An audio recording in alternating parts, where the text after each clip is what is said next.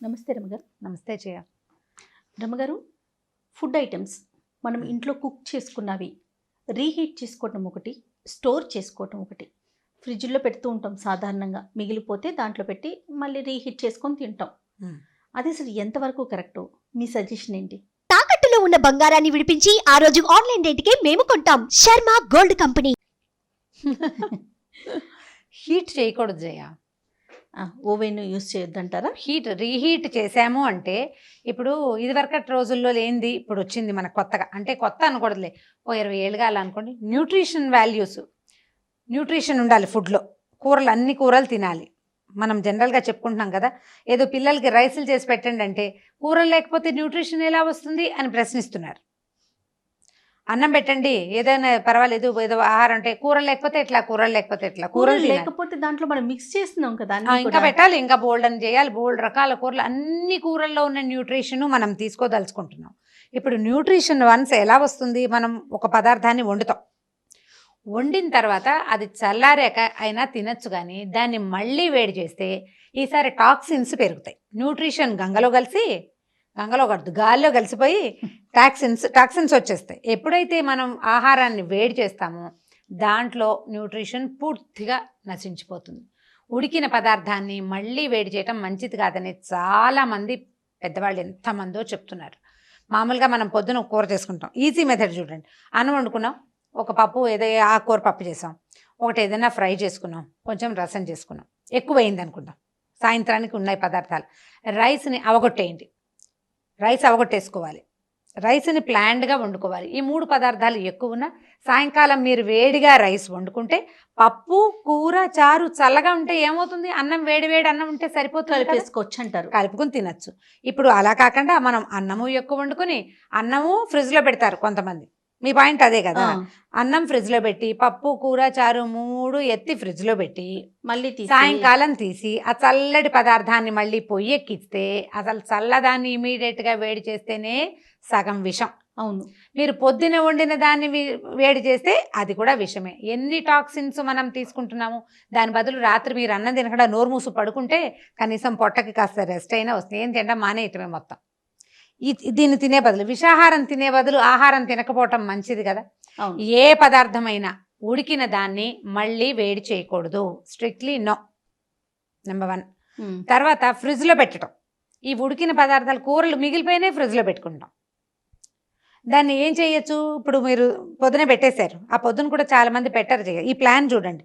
Morning అన్నం వంట చేసుకోగానే కూర కొంచెం చల్లారగానే ఇవాళ సర్వింగ్కి, పొద్దుటి సర్వింగ్కి సరిపడా బౌల్లో వేసి టేబుల్ మీద పెట్టుకుని మిగిలింది కనుక ఎత్తి ఫ్రిడ్జ్లో పెడితే సమ్వాట్ బెటర్ చేయ, కొద్దిగా పర్వాలేదు.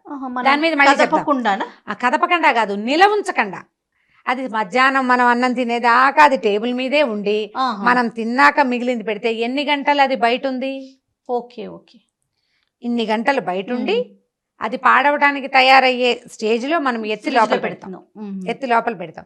దాన్ని తీసి మరి యథాతథంగా ఎలా పెట్టామో అలాగే మళ్ళీ దాన్ని వేడి చేస్తున్నాం. ఈ 2 తప్పే. మీరు ఈజీగా ఒక పని చేయొచ్చు, వేడి చేసుకోకుండా ఉంచుకోవాలి, ఫ్రిడ్జ్లో పెట్టకూడదు నిజానికి. అయినా మనకి అవకాశం ఉంది, అవసరం ఉంది, పెట్టుకోదలుచుకున్నాం. పెట్టాలంటే పొద్దున వండాం, కూర ఎక్కువ చేసేసుకున్నాం, పప్పు ఎక్కువ చేసుకున్నాం, వీటిని వెంటనే సర్వింగ్ బౌల్స్లో మనకి సరిపడా, నలుగురికి ఎంత కావాలో మనకు తెలుస్తుంది కదా, ఈ 4 సర్వింగ్స్కి సరిపడా పెట్టుకుని అందాజుగా మిగిలిందో బాక్స్లో పెట్టి ఫ్రిడ్జ్లో పెట్టుకోండి. Okay, number 1.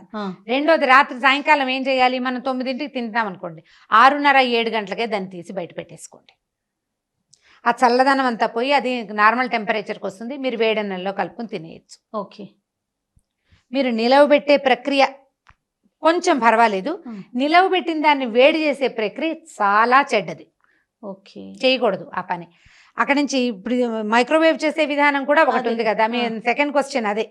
ఈ మైక్రోవేవ్ మీద రకరకాల అవగాహనలు ఉన్నాయి. చాలామంది ఏం చెప్తారండి, ఏమంటారంటే ఈ వేడివేడి పదార్థాన్ని, ఈ చల్లగా ఉన్న పదార్థాన్ని మైక్రో చేస్తే అది దాంట్లో ఏవో రేస్ వస్తాయి, ఆ రేస్ వల్ల పాడైపోతుంది. మొన్న నేను చాలా గంటన్నర సేపు చదివాను. అదేం పెద్ద విషాహారం అవుతుందని వాళ్ళు అంటల. దాంట్లో వచ్చే రేసు అంత రేసు రావు, హీటే వస్తుంది, వేడి వచ్చేది అని. ఇప్పుడు ఆ వేడి చేయాలంటే మీరు ఫ్రిడ్జ్లో నుంచి తీసి చల్లటి దాన్ని మైక్రో చేస్తే తప్పు. ఎగ్జాక్ట్లీ. మనం రూమ్ టెంపరేచర్ కి దాన్ని వచ్చాక కొద్దిగా మనం వేడి చేసుకోవచ్చు, ఓవెన్ లో పెట్టేసి మైక్రోలో పెడితే నో ప్రాబ్లం. మైక్రోలో పెట్టుకోవచ్చు అంటారు. అయితే ఈ మైక్రోలో పెట్టేటప్పుడు స్ట్రిక్ట్లీ ప్లాస్టిక్ వాడదు. అవును, మనం వస్తువు పాడైనా అవ్వకపోయినా మనం ఒక ప్లాస్టిక్ బౌల్లో వేసి పెట్టామనుకుందాం, అది టప్పర్వేర్ లాంటిదైనా కూడా మంచిది కాదు. అవును. ఆ హీట్కి ఎంతో కొంత ఈ ప్లాస్టిక్ నుంచి కొన్ని మైక్రో ఇవి ఏవైనా బయటికి వచ్చేందుకు ఫుడ్ అవకాశం కి ఇది అవుతుంది. అయ్యేందుకు అవకాశం ఉంది. గ్లాస్ వాడుకోండి మైక్రోవేవ్లో. మైక్రోలో ఏం చేయాలన్నా ఎగ్ పుడ్డింగ్ చేసుకుంటాము, పోరేజ్ లాంటివి చేసుకుంటాము, రాగి మాల్ట్ లాంటివి కూడా మనం మైక్రోలో చేసుకోవచ్చు. వాటర్ హీట్ చేసుకుంటాము, గ్రీన్ టీ కోసం నీళ్ళు వేడి చేసుకుంటాము, వీటన్నిటికీ గ్లాసే, ప్లాస్టిక్ అసలు స్ట్రిక్ట్లీ నో. మార్కెట్ లో చాలా అవైలబుల్ గా ఉన్నాయి. గ్లాస్ చాలా దొరుకుతున్నాయి. ఈ గ్లాస్ వస్తువులు ఇంట్లో ఉండటం కూడా మనకి మంచిదే. విజిబిలిటీ ఒకటి ఉంటుంది, వస్తువు ఏముందో కనపడుతుంది మొదటిది, అందుకు దాంట్లో నుంచి ఏది బయటికి రాదు. అవును, ఎంతసేపు మైక్రోవేవ్లో పెట్టినా అది పగిలిపోతుందన్న భయం మనకే ఉండదు. మైక్రోవేవ్ సేఫ్ గానే ఉంటుంది. రమ్మగారు పింగాణికి మీరు ఏమంటారు? పింగాణి ఐటమ్స్ కూడా వస్తాయి ఓవెన్ అవి కూడా వాడుకోవచ్చు, పర్వాలేదు. rockaware ప్లాస్టిక్ అంటారు. కన్నా కొంచెం బెటర్ అంటే. ప్లాస్టిక్ అనే కాదు, ప్లాస్టిక్ అంటే గ్లాస్ కానీ పింగాణి కానీ రెండు వాడుకోవచ్చు. ఓకే, రెండింటినీ వాడచ్చు. ప్లాస్టిక్ అసలు మీరు ఫ్రిడ్జ్ లో స్టోర్ చేసుకోవడానికి కూడా ఫుడ్ ఐటమ్స్ కి ప్లాస్టిక్ వాడచ్చు, స్ట్రిక్ట్లీ నో. ఇంకా బేకరీస్ వాటిలో అంటే మనకి ఓవెన్ లోనే వాడు రీహీట్ చేసి ఇస్తాడు, అది తప్పదు. ఇప్పుడు మీరు ఇంట్లో వరకు మనం జాగ్రత్త అంటే తీసుకోవాలి. ఇప్పుడు వాడు బర్గర్ వేడి చేసి ఇస్తాడు, పిజ్జా వేడి చేసి ఇస్తాడు, వాళ్ళంతా మైక్రోలోనే చేస్తారు. అవును, వీటిని రీహీట్ చేస్తారు. దానికి ఏంటంటే అవన్నీ మన రెగ్యులర్ ఆహారంలో భాగాలు కావు కదా, రోజు తినము. ఇంట్లో తెచ్చిపెట్టుకుని పొద్దున మధ్యాహ్నం సాయంత్రం మనం తినేది ఏమిటి? హెచ్చుగా అన్నాలే కదా, అన్నము రొట్టెలు కూరలు తింటాము. అది ఎప్పుడైనా వన్స్ ఇన్ ఏ వైల్ కదా. ఒకవేళ అవాయిడ్ చేసే అవకాశం ఉండి మీ పిల్లలు ఒప్పుకుంటే మానేయండి. హెల్త్ కాన్షియస్నెస్ కనుక ఉంటే దాన్ని వదిలిపెట్టేస్తే సరిపోతుంది. అది తినకపోతే నడవని తనం ఉందా మనకి? రోజు నడవదు, లేకపోతే ఎలాగండి అంటే పోనీ అనుకోవచ్చు. పాలు మానేయమని చెప్తున్నారు జయ, ఇది ఒక పాయింట్ ఆలోచించండి. మిల్క్ మంచిది కాదని మనం ఈ మధ్య 2-3 వాదనలు వింటున్నాం. యానిమల్ మిల్క్ మంచిది కాదని, అవి ఆడకూడదని. కానీ పాలు ఇవ్వందే రోజు గడవని స్థితి ఉంటుంది. ఇప్పుడు చంటి పిల్లాడు ఉన్నాడు, తల్లికి పాలు లేవు, పైపాలు పోయాల్సిందే, తప్పకుండా పోయాల్సిందే కదా. తల్లిపాలు లేకపోతే ఆవు పాలు పోసుకుంటాం, తప్పదు. ఇప్పుడు పిజ్జా కానీ బర్గర్ కానీ తినకపోతే మనకు రోజు గడవదా? మనం ఇంకా ఆ సిచ్యువేషన్ కి వెళ్ళలేదు కదా. మనం అన్నం తినగలుగుతాము, చపాతీలు చేసుకోగలుగుతాము, లేకపోతే ఏది రొట్టె చేసుకుంటాం, ఇడ్లీ చేసుకుంటాం, దోశ చేసుకుంటాం, ఎన్నున్నాయి. వీటిలలో ఏదైనా ఒకటి తినచ్చు కదా మనం. వీటన్నిటిని వేడి చేసుకోవాల్సిన అవసరం లేదు. ఇందాక మనం మాట్లాడినట్టు మీరు ఇడ్లీ పిండి, దోశ పిండి కూడా అవి మనం డెఫినెట్ గా ఇప్పుడు ఇవాళ రుబ్బుకుని నైట్ మనం ఫ్రిడ్జ్ లో పెట్టుకుంటేనే రేపటికి కొంచెం పులుపు వస్తుంది, సాఫ్ట్ గా ఉంటుంది అనుకుంటాం కదా. అవి ఎన్ని రోజుల నుంచి వచ్చంటారు? నేను కూడా 4 days ఉంచుతాను జయ మామూలుగా అయితే. అంటే మరి అవసరాలు ఇంకొక దారి లేదు, ఫ్రిడ్జ్ లో పెట్టుకునేందుకు అవకాశం ఉంది, మానేయగలిగితే అబ్బో చాలా మంచిదే. ఇప్పుడు మనం అది కూడా ఏం చేస్తాం, ఫ్రిడ్జ్ లో పెడతామా పిండి, పొద్దునే 7 గంటలకే మనం టిఫిన్ చేసేయాలనుకోండి, దీన్ని గంట సేపు ముందు పెట్టుకునే అవకాశం ఏది? ఫ్రిడ్జ్ లో నుంచి తీయంగానే స్టవ్ ఎక్కిచ్చేస్తాం. అవును, అక్కడ తనేస్తుంది హెల్త్. అది మనం మార్చుకోవాలి, మనం కొద్దిగా మార్చుకుని ప్లాన్ పెట్టుకుంటే బాగుంటుంది. అయితే ఈ మధ్య ఒక ఫ్రెండ్ చెప్పారు, ఒక పెద్ద బౌలు ఒక చిన్న బౌలు చేసి పెట్టుకోండి.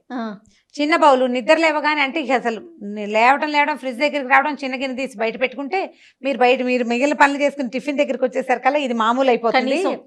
మామూలు అంటే రూమ్ టెంపరేచర్లోకి వచ్చేస్తుంది. ఇది ఇంత పెద్దది గిన్నె ఉంటే ఆ గిన్నె అంతా నార్మల్ అయ్యేసరికి బోల్ టైం పడుతుంది, పైగా ఈ లోపలికి బయటికి చేయటం వల్ల పాడైపోతుందని చెప్పారు. కానీ ఇడ్లీ పిండి, దోశ పిండి మనం మానుకోలేము. పిల్లలు, చిన్నపిల్లలు కానీ పెద్దవాళ్ళు కానీ, చిన్నపిల్లలు ఉన్న వాళ్ళు సహజంగా అదే చేస్తాం. పిల్లలకి మనం ఈవినింగ్ కర్డ్ పెట్టాలన్న డే టైము పెద్ద దాంట్లోంచి తీసి ఒక చిన్న దాంట్లో పెట్టుకొని బయట పెట్టుకుంటే తొందరగా చల్లగా రూమ్ టెంపరేచర్కి వచ్చేస్తుంది. అదే దాని బదులు ఈజీ మెథడ్ ఏంటంటే, మనం పొద్దున సాయంత్రం పాలు కాచే అలవాటు ఉంటే 2 పూట్ల తోడు పెట్టే అలవాటు పెట్టుకోవాలి. మా చిన్నప్పుడు అలా పెట్టేవాళ్ళు జయ, మాకు 2 పూట్ల తోడు పెట్టుకునే అలవాటు ఉండేది మా ఇంట్లో. పొద్దునే పెద్ద గిన్నె ఉండేది, రాత్రికి కొద్దిగా సుమారైన గిన్నె. పొద్దుటి పూట భోజనాలు ఎక్కువ కదా, రాత్రి కొంచెమేగా, పిల్లలకి కొంచెమే పెరిగేసేవాళ్ళు. మా వాళ్ళు ఇంతే పెరుగు నీళ్ళు పోసుకోవాలి స్ట్రిక్ట్లీ. మాకు అంటే అత్యయోక్తిగా అనిపిస్తుంది కానీ 40 పైన గేదెలు ఉండేవి నా చిన్నప్పుడు, పెద్ద పెద్ద గేదెలు, ఆవులు కూడా ఉండేవి. కానీ అంత పాడున్నా మేము ఎక్కువ పెరుగు తిన్నాం. రాత్రిపూట పెరుగు ఒకటే బిళ్ళ లెక్క అనమాట, ఒక గరిటెతో తీస్తే ఇక అది, ఆ తర్వాత ఇంకా నీళ్ళు పోసుకోవటమే. స్ట్రిక్ట్లీ గట్టి మీరు పెరుగు అన్నట్లు తెన్నిచ్చే 2 పూట్ల తోడేసుకోవటం చాలా మంచి మంచి అలవాటికి మనం ఫ్రిడ్జ్ లో పెట్టాల్సిన అవసరం ఉండదు.